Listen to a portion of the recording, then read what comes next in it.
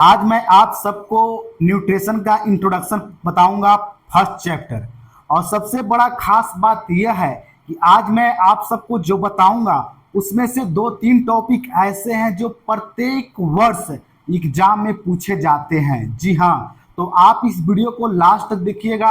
देखिए, हर चैप्टर में आपको बहुत सारे टॉपिक पढ़ना है, लेकिन मैं आपको वो टॉपिक बताऊंगा जो टॉपिक से हमेशा प्रश्न पूछा जाता है। अगर आप प्रीवियस क्वेश्चन उठा के देखिएगा तो एक क्वेश्चन बाहर नहीं जो मैं बताऊंगा, 100% मैं गारंटी के साथ मैं बोलता हूं। तो चलिए, आज मैं आप सबको कुछ टॉपिक बताऊंगा जो फर्स्ट चैप्टर न्यूट्रिशन का है। उसमें क्या क्या है देखिए, सबसे पहले आपको न्यूट्रिशन हो गया, उसके बाद आपको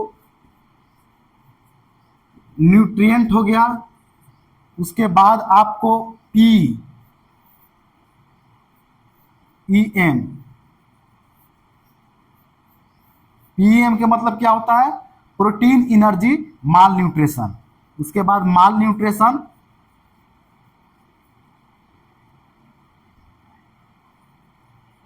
माल न्यूट्रिएंट्स। उसके बाद आपको पढ़ना है फूड पढ़ना है। देखिए, जो जो मैं आपको लिख रहा हूं वो टॉपिक है, जो इंट्रोडक्शन फर्स्ट चैप्टर है उसमें आपको ये सब पढ़ना है।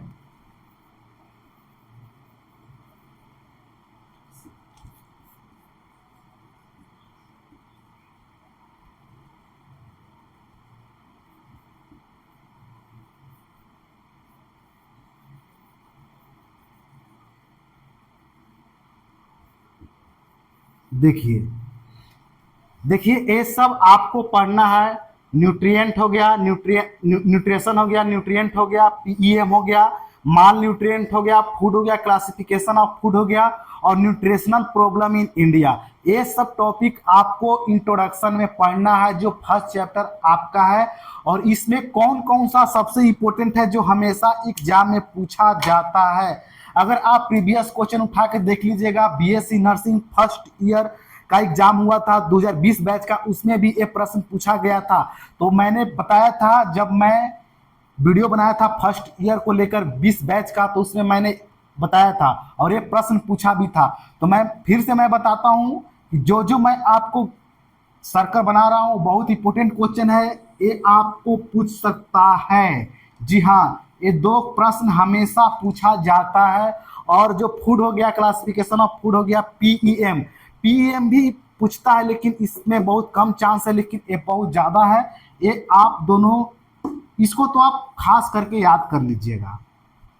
चलिए, तो एक एक करके मैं आपको बताता हूं क्या है। देखिए, सबसे पहले मैं आपको यहां से स्टार्ट करता हूं, प्रोटीन, एनर्जी, माल न्यूट्रिएंट। देखिए, प्रोटीन, एनर्जी, माल न्यूट्रिएंट यह होता है। माल न्यूट्रिएंट, माल न्यूट्रिएंट का मतलब क्या होता है? माल न्यूट्रिएंट का मतलब होता है lack of nutrient. Lack of nutrient, तो न्यूट्रिएंट क्या हो गया? आपका विटामिन हो गया, मिनरल्स हो गया, कार्बोहाइड्रेट हो गया, फैट हो गया, माइक्रो न्यूट्रिएंट हो गया। तो ये सब न्यूट्रिएंट हो गया। तो जब ये सब की कमी होता है उसी को हम क्या बोलते हैं? माल न्यूट्रिएंट बोलते हैं। समझे? माल न्यूट्रिएंट बोलते हैं। तो जो प्रोटीन की कमी से और अदर माइक्रो न्यूट्रिएंट की कमी से पीईएम होता है, प्रोटीन, एनर्जी, माल न्यूट्रिएंट। आपको ये समझ में आ गया हो गया। अब चलिए यहां पे चलते हैं। माल न्यूट्रिएंट क्या होता है? माल न्यूट्रिएंट का मतलब यह होता है कि lack of nutrient, lack of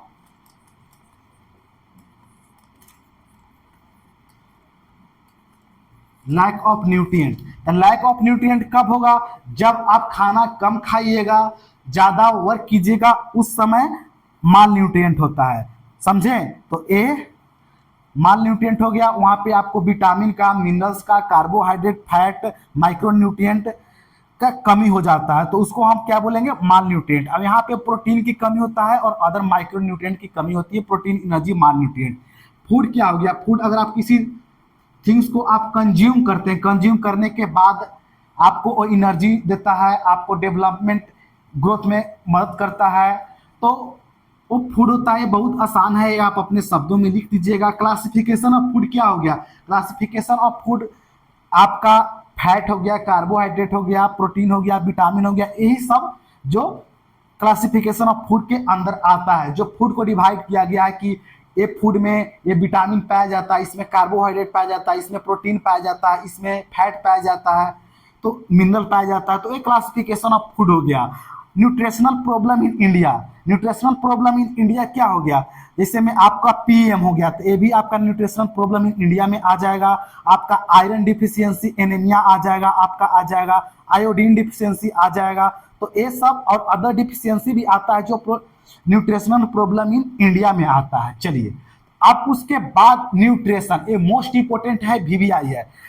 चलिए इसको आपको कैसे याद करना है, बहुत आसान है। आपको एक शब्द मैं आपको दूंगा, आप याद कर लीजिए, उसके बाद आप खुद से डिफिनेशन लिख दीजिएगा। डायनेमिक आप याद कर लीजिए, खाली डायनेमिक आप याद कर लीजिए, आप इसका डिफिनेशन लिख दीजिए। कैसे, देखिए nutrition is a dynamic process. एक क्या है, एक कैसा एक प्रोसेस है, एक डायनेमिक प्रोसेस है। मैं डायनेमिक प्रोसेस क्यों बोल रहा हूँ, डायनेमिक का मतलब क्या होता है, मूवमेंट होता है। अगर आप किसी भोजन को कंज्यूम करते हैं तो भोजन कंज्यूम होने के बाद मुंह से लेते हैं, मुंह से ओसोफेगस से होती है स्टोमच में जाता है, स्टोमच के बाद इंटेस्टाइन में जाता है, यानी कि वो भोजन जो है वो मूवमेंट करते जाता है। इसलिए मैं आपको बोल रहा हूँ ये डायनेमिक प्रोसेस है। जब आप भोजन लेते हैं, कंज्यूम करते हैं, कंज्यूम होने के बाद वो भोजन डाइजेस्ट होता है, डाइजेस्ट होने के बाद जो न्यूट्रिएंट होता है वो एब्जॉर्ब होता है, एब्जॉर्ब होने के बाद ट्रांसफर होता है body, all body part tissue. जो आप न्यूट्रिशन लेते हैं तो उसमें जो न्यूट्रिएंट होता है वो एब्जॉर्ब हो जाता है और ऑल बॉडी टिश्यू के पास ट्रांसफर हो जाता है। कितना आसान है। तो इस तरह से आपको लिखना है, अपने शब्दों में याद करने की कोई आवश्यकता नहीं है, क्योंकि आप कॉलेज स्टूडेंट हैं, ना कि आप स्कूल में पढ़ रहे हैं। तो बहुत सारा आपका सिलेबस बहुत लंबा चौड़ा है, अगर आप याद कीजिएगा तो याद करते रह जाइएगा, इसलिए आप समझने का प्रयास कीजिए। व्हाट्सएप ग्रुप टेलीग्राम में जुड़ जाइए और वहां से भी मैं आपको क्लास स्पेशल दूंगा, बिल्कुल निःशुल्क, बिल्कुल फ्री।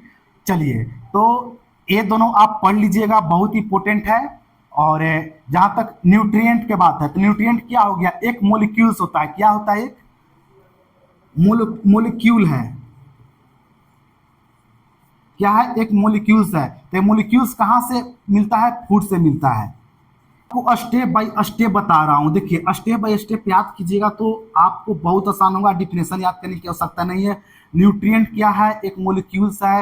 वो मोलिक्यूल्स कहाँ पाया जाता है, फूड में पाया जाता है। तो फूड किस लिए आवश्यकता होता है, ग्रोथ के लिए, रिप्रोडक्शन के लिए, एनर्जी के लिए। तो एक हर लिविंग ऑर्गेनिज्म के लिए इंपॉर्टेंट होता है। तो कितना आसान है, अपने शब्दों में लिख सकते हैं, nutrients are molecules in food which is need for all living organism for growth reproduction. तो आप अपने शब्दों में लिखिए, स्टेप बाय स्टेप याद कीजिए, बहुत आसान होगा। न्यूट्रिशन क्या है, एक डायनेमिक प्रोसेस, कितना आसान है। उस तरह से आप आगे अपने शब्दों से आप जोड़ दीजिए। तो इस तरह से आप डिफिनेशन लिखिए।